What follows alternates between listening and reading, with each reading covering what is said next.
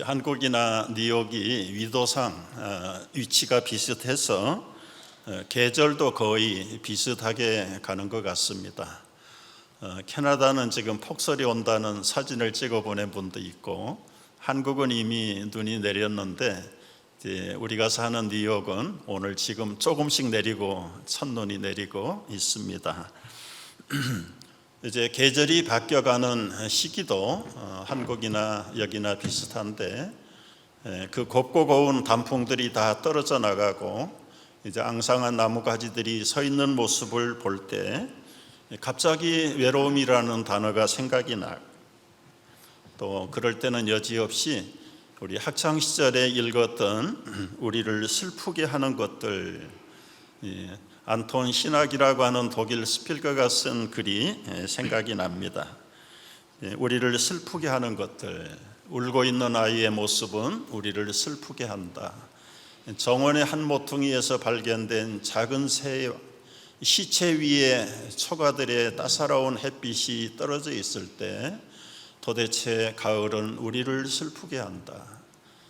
가을비는 쓸쓸히 내리는데 사랑하는 이의 발길은 끊어져 홀로 있을 때, 공동묘지를 지날 때 문득 여기 15살의 어린 소녀 클라라가 잠들다라는 묘비를 읽을 때 우리는 슬프게 한다. 아니, 목사님도 슬픔이 있으세요? 저도 많이 외로움을 타는 사람 중에 한 사람입니다. 가을이 되면 대부분의 사람들이, 특별히 남성들이 외로움을 많이 타는 계절이라고 합니다. 나이에 관계없고요. 과거에는 나이가 드신 분들이 외로움을 많이 탔는데 요즘은 어린아이들도 외로움을 타는 세대가 됐다고 합니다. 모자란 것이 없는데 그 외로움은 도대체 뭘까? 외로움이라는 말을 꺼내고 보니까 한국의 정호승 시인이 쓴 시 한 편이 생각이 납니다. 우리 수선아에게라는 시인데 한번 여러분 감상해 보시기를 바랍니다. 수선화에게, 정호승. 울지 마라, 외로우니까 사람이다. 살아간다는 것은 외로움을 견디는 일이다. 공연히 오지 않는 전화를 기다리지 마라. 눈이 오면 눈길을 걸어가고 비가 오면 빗길을 걸어가라. 갈대숲에서 가슴 검은 도요새도 너를 보고 있다. 가끔은 하느님도 외로워서 눈물을 흘리신다. 새들이 나뭇가지에 앉아있는 것도 외로움 때문이고, 내가 물가에 앉아있는 것도 외로움 때문이다. 산 그림자도 외로워서 하루에 한 번씩 마을로 내려온다. 종소리도 외로워서 울려 퍼진다. 수선아는 자기의 미모에 빠져서 물에 빠져 죽은 미 소년이 한 송이 꽃으로 피었다고 해서 수선한데, 영어로는 나르시스라는 단어를 씁니다. 결국은 자기 연민, 아무도 받아줄 수 없는 자기 사랑, 자기 스스로의 외로움 속에 피어난 꽃이 수선합니다. 현대를 살아가면서 때로는 조용히 남몰래 외로움의 눈물을 흘리는 오늘의 수선화 같은 여러분들에게 울지 마라, 외로우니까 사람이다. 이 시를 쓴 시인도 외롭기는 마찬가지, 고독적인 근원이 숙명적인 인간의 존재라는 것입니다. 외로움은 성격 장애도 아니고 심리적 문제도 아닙니다. 살아간다는 것은 외로움을 견디는 일이다. 공연히 오는 전화를 기다리지 마라. 눈이 오면 눈길을 걸어가고 비가 오면 빗길을 걸어가라. 여기서 말하는 눈과 비는 우리 인생의 길에 나타나는 시련들을 표현하기도 합니다. 어떤 시련이 올지라도 담담하게 그 길을 걸어갈 것을 권합니다. 갈대숲에 가슴 검은 도요새가 가끔은 하나님이 너를 보고 있다. 아무도 보지 않아주는 것 같은 외로운 사람이지만 그러나 숲속에서 가슴 검은 도요새가 여러분을 지켜보고 있다. 뭔가를 좀 외로움을 나누고 싶은 재밌는 표현이지요. 하나님도 외로워서 때때로는 눈물을 흘리신단다. 산그림자가 외로워서 하루에 한 번씩 마을로 내려온다. 참 시인들은 그들만이 발견할 수 있는 이런 시적인 감각이 뛰어난 사람들이라 시인이 되는 것 같습니다. 가을이 되면 왜 사람이 외로움을 탈까? 그래서 제가 좀 찾아봤는데요. 우선은 성격도 아니고요, 환경도 아니고 결과적으로 일조량이 짧아지면서 이 태양에서 오는 그 영양분을 충분히 받는 시간이 줄어들어 가지고 이 남성 호르몬이 감소된답니다.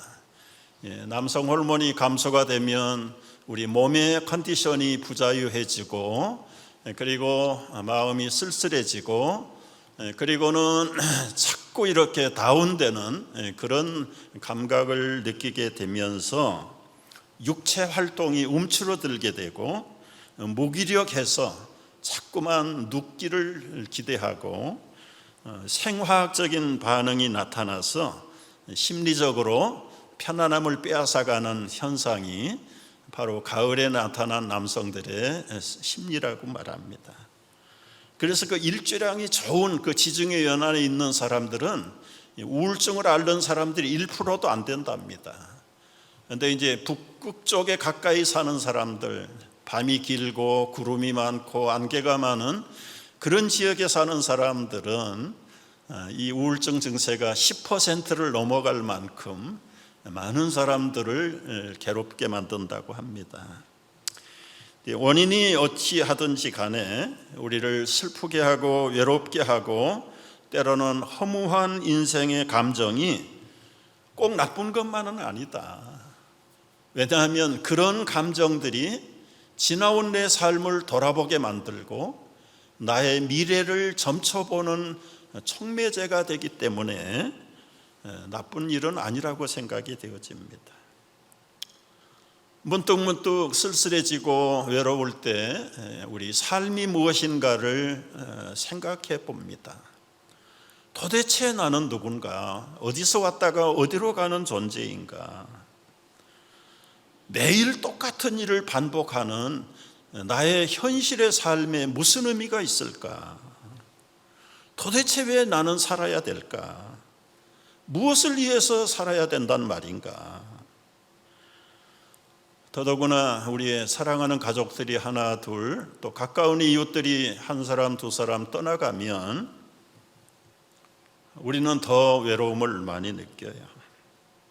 정말 인생이 무엇인가를 사색하지 않을 수가 없어요. 여러분, 저도 저희 집안에서 지금 순서를 보니까 두 번째, 저보다 2살이 많은 사촌 형님이 한 분 계시고 그 위에 어른들은 다 떠났어요. 이미 이제는 내 차례가 가까웠다는 것을 생각 안 할 수가 없죠. 도대체 우리가 살아서 끝은 무엇인가? 이 외로움의 끝자락은 어떤 것인가에 대해서 살만한 가치가 있는지, 아니면 무의미하게 시간만 세월만 보내다가 그저 나뭇잎 사라지듯 우리가 사라져야 될 존재들인가? 이 삶의 존재를, 그리고 삶의 허물을 우리보다 더 깊이 오래전에 음미하고 고민했던 우리 인생 선배의 고백을 우리가 읽었어요. 전도자가 이르되 헛되고 헛되며 헛되고 헛되니 모든 것이 헛되도다. 이 삶의 무상함을 수레했던 이 선배는 3000년 전에 그 유명한 솔로몬 왕입니다. 타종교에서도 인생 공술의 공수고 세상만사 무상함 많이들 노래하지요. 도대체 솔로몬 왕이 무엇이 부족해서 인생은 허무하네 모든 삶이 무의미하네. 뭐가 부족했을까요? 그분은 전혀 부족함이 없는 사람이었습니다. 물질이면 물질, 심지어 여자면 여자, 명성이면 명성, 지혜면 지혜, 인류 역사상 그를 따라갈 만한, 비교할 만한 대상이 없어요. 여러분, 솔로몬이 누렸던 부가 얼마인지 기록을 찾아보니까 이렇게 돼 있어요. 솔로몬의 한 가족이 하루에 먹는 음식량이 얼마인가? 고운 밀가루가 30섬, 거친 밀가루가 60섬, 살찐 소가 10마리, 목장 소가 20마리와 양 100마리, 그 밖에도 수사슴, 노루와 암사슴과 살찐 새들이 식탁에 올라가야 돼요. 그가 먹고 마시고 손이 닿는 곳, 몸이 닿는 곳은 전부 다 황금이다. 황금. 레바논 수풀에 있는 별장까지도 순금으로 만들어졌어요. 무엇이 모자랍니까? 지혜?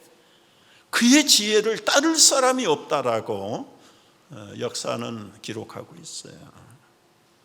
남성들이 아무리 많아도 거절하지 않는다는 여성에 대한 애정, 놀라지 마십시오. 솔로몬은 1000명의 아내와 첩을 거느렸던 사람입니다. 그러면 I am so happy 그래야 될 텐데, 이렇게 모자람이 없는 넘치는 삶을 살았던 솔로몬의 입에서 나온 이야기에 헛되고 헛되니 모든 것이 헛되다. 여러분, 과연 인생이 무엇이 헛되고 어떤 것이 헛되게 느껴집니까? 눈을 들어서 고개를 들어 눈길이 닿는 곳마다 모든 게 헛된 거예요. 한 세대는 가고 한 세대는 오되 땅은 영원히 있도다. 여러분, 우리 한국인들은 최근에 전직 대통령 2사람을 보냈습니다. 우리가 보낸 건 아니지만 갔어요. 지금 한 분은 장례 중에 있죠. 사랑하는 어머니를 땅에 묻고 어제 묻고 오늘 새벽에 돌아온 우리 식구도 있습니다.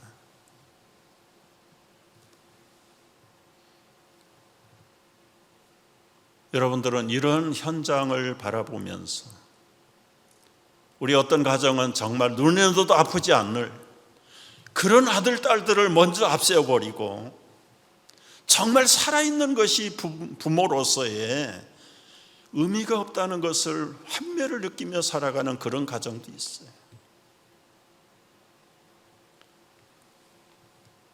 그럼에도 불구하고 그 밤이 지나면 그 다음날 여김없이 해는 뜨고 해는 지되 그 떴던 곳으로 빨리 돌아갑니다.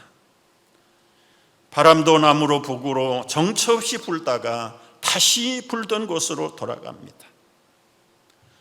모든 물은 흘러 바다로 가지만 그 바다를 다 채우지도 못하고 강물은 한없이 이어져 가고. 여러분, 우리 인생의 삶이라는 것이 이미 있던 것 사라지고 다시 나타나고 해 아래 새 것이 없다. 인생 만사를 살펴보니 만물이 피곤할 뿐이고 이 삶에는 만족이 없구나. 여러분, 땅땅거리고 큰 소리 쳤던 세상에 출세했다는 사람들, 조금만 시간이 흐르면 아무도 기억해 주는 사람이 없고, 보라, 새 것이라 할 것이 하나도 없구나. 이러다가 나 약 먹어야 되는 거 아닌가? 정신병원에 가야 되는 게 아닌가? 그래서 많은 사람들이 잘못될까 봐 술을 마셔요. 쾌락을 추구합니다. 나름대로 목표를 세우고 도전합니다. 그들의 영원한 꿈들이 이루어지는 것이 허무한 인생, 그리고 무의미한 인생을 보상해 줄까요? 젊어서는 키재기 해보지만 조금만 나이가 들어가면 다 평준화돼 버려요. 여러분, 이러다가 야, 성경이 염세주의를 가르치나? 인생은 비관적인 인생관을 가져야 되는가? 결코 그것은 아니에요.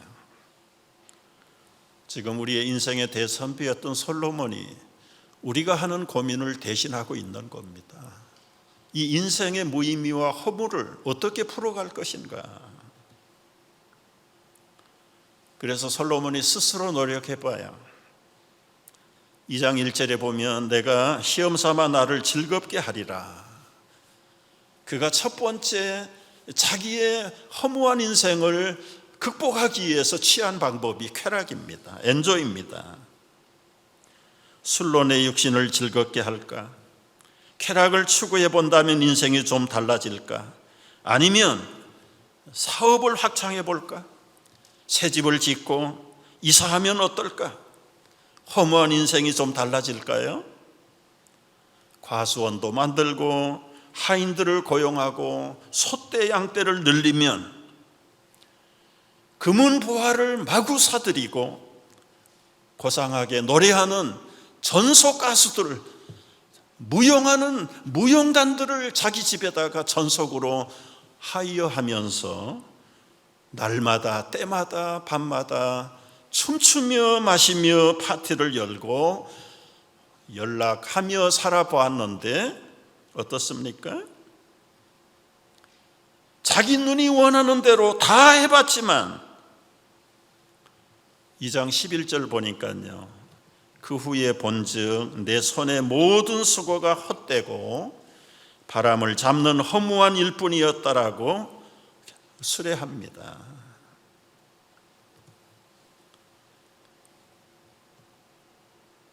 여러분, 우리가 인생을 살면서 평준화 이야기를 들어요. 이미 나이가 드신 분들은 여러 번 들었던 이야기입니다. 뭐 좀 젊고 시작하는 20, 30대에 누가 크냐, 누가 예쁘냐, 누가 더 똑똑하냐 키재기 하지만 사실은 1, 20년만 지나가면 도토리 키재기예요. 40대 들어서 보세요. 그 젊고 싱싱하던 젊음의 청순미는 다 사라지고 너도 엄마 나도 엄마, 그리고는 50대가 되면 다 아줌마가 돼요. 미모의 평준화, 지성의 평준화, 교양도 평준화가 돼버려요.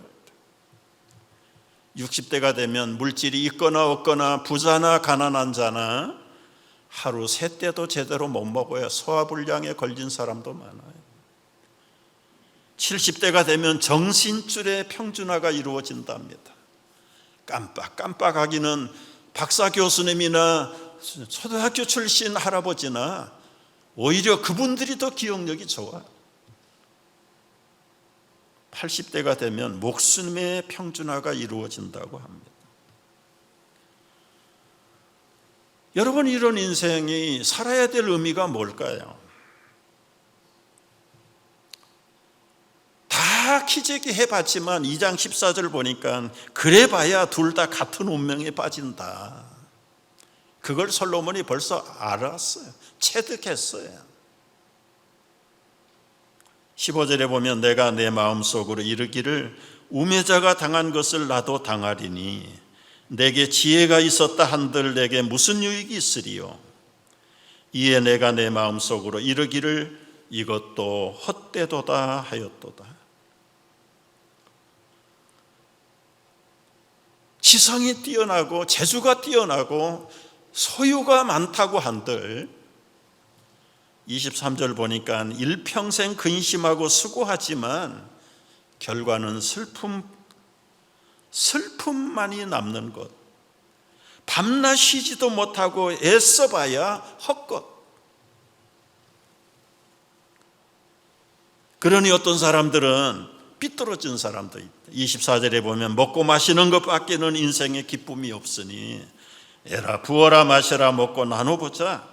누가 나보다 더 잘 먹고 잘 노는 사람이 있을까? 나와보라 그래.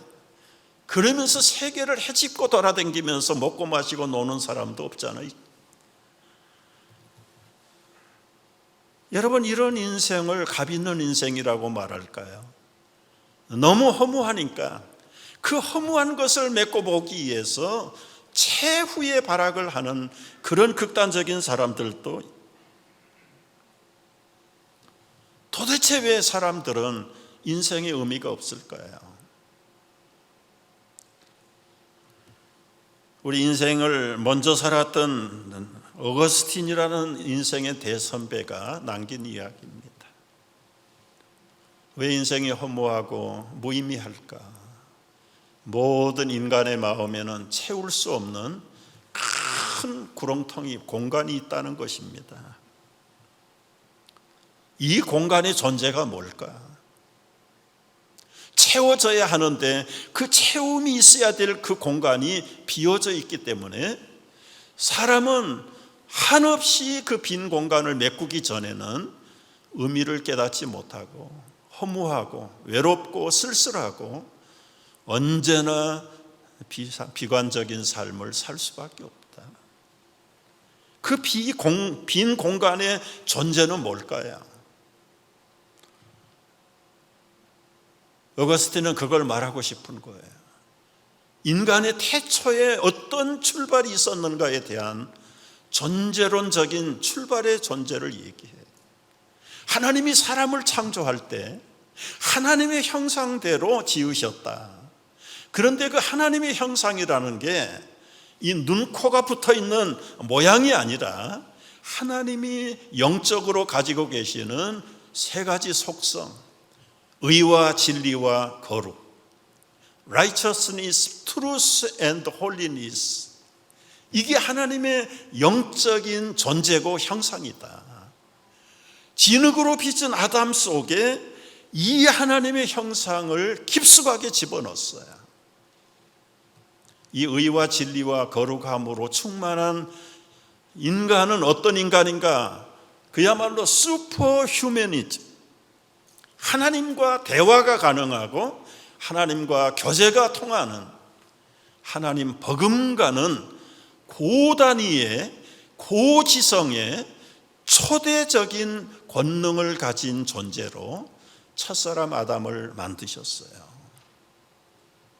불행하게도 하나님이 주신 자유의지를 잘못 선택하고 잘못 행동하고 결정함으로 하나님의 약속을 어기고 죄를 범할 때 이 의와 거룩과 진리가 산산조각 깨져버렸습니다.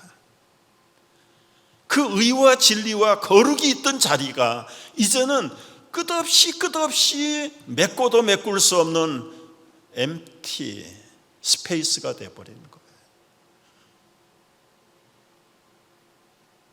허무하다. 뭐가 허무하다는 말입니까? 있어야 될 하나님의 형상이 제자리에 없는 것 때문에 인생은 허무가 시작된 것이고, 이 허무를 해결할 방법이 없습니다.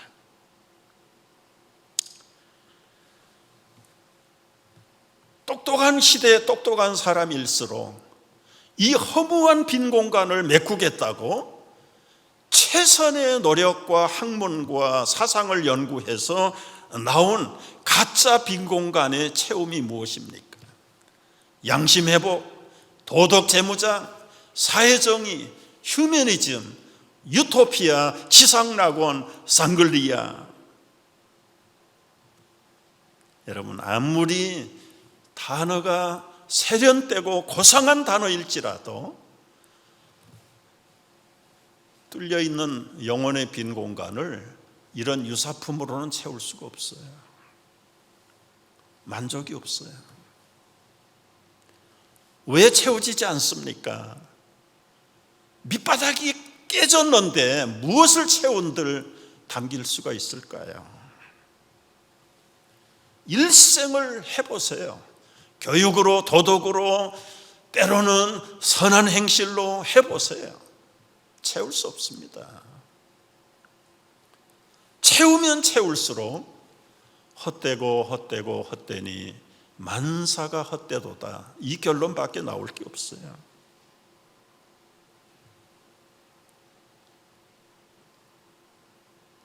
여러분 모르겠어요. 저는요, 두세 살 의식이라는 게 생길 때부터 이상하게 빈 하늘만 보여요. 고향 땅이 어딜까? 저 하늘 끝다운 저기가 거긴가? 동요에도 나오는 것처럼 어디를 봐도 빈 공간이 보이고 부족함이 없음에도 늘 어린 가슴이 시려웠던 것을 기억해요.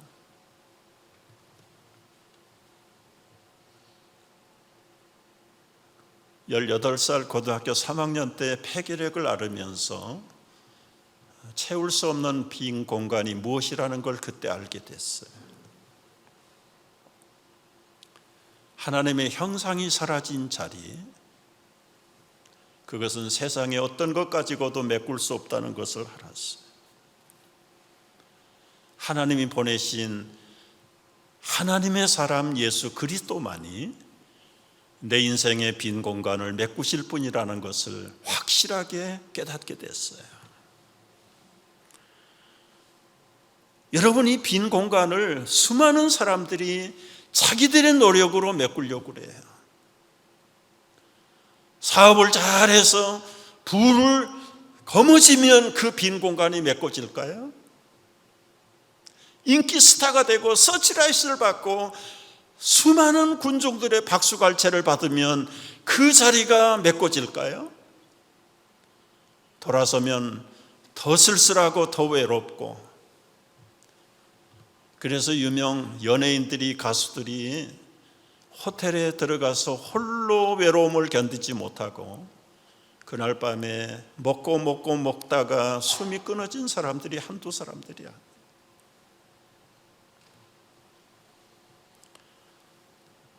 여러분, 남몰래 지금도 외로움을 되씹고 있는 우리 친구들, 이웃들, 여러분들, 이 삶의 원인, 빈 공간의 원인이 무엇인가? 내 삶의 무의미와 허무의 빈 공간을 이제 우리가 봤어요. 여러분, 아무리 자식 딸 놓고 좋은 환경, 좋은 학벌 만들어 봐야 그거 채워지지 않습니다. 그러면 무책임하게 살라는 말은 더더구나 아니지요. 솔로몬이 이걸 발견하는 거예요. 솔로몬이 내린 처방을 여러분과 나누고 싶어요.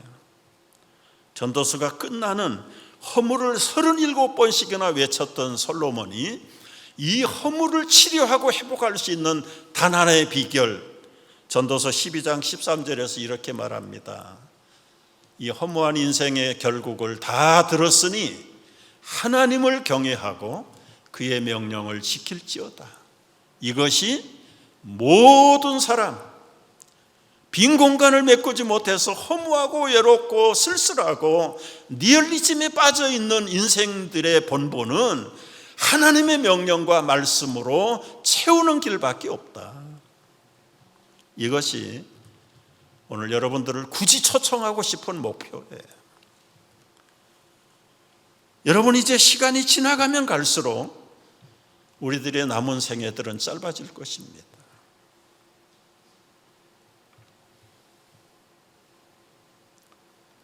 이 비상한 처방을 지금 받아들이지 않는다면 영원히 군중 속의 고독은 해결되지 않을 것이고, 사람 위에 사람 옆에 있어도 사람은 외롭고 거리가 멀어질 것입니다.